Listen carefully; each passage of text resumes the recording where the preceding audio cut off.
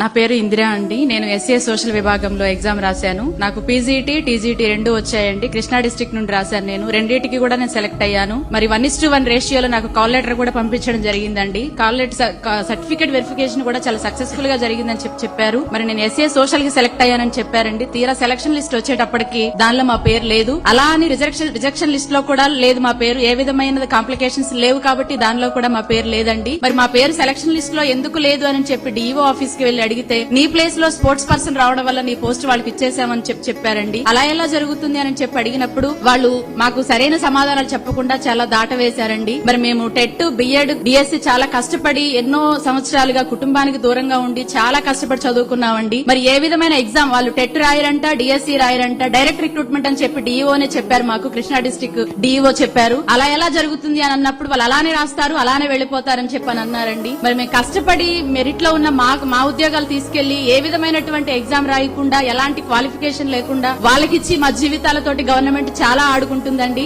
మరి దీనికోసం మేము చాలా పరంగా కలవని ఆఫీసర్ లేరు, కలవని సంస్థ ఆఫీసుకి మేము వెళ్లకుండా లేమండి. చాలా ప్రయత్నాలు చేశాము. ఎక్కడికి వెళ్లినా మాకు న్యాయం జరగలేదు. చివరిగా జగనన్న కార్యాలయానికి ఈ రోజు వచ్చామండి. మేము మా బాధని జగనన్నకు చెప్పుకుందామని. ఆయన తప్ప మా బాధను తీర్చేవారు ఎవరూ లేరని చాలా 100% ఫెయిత్ తో మేము వచ్చామండి ఇక్కడికి. మేము అనుకున్న దానికంటే కూడా చాలా ఎక్కువగా జగనన్న మమ్మల్ని అందరినీ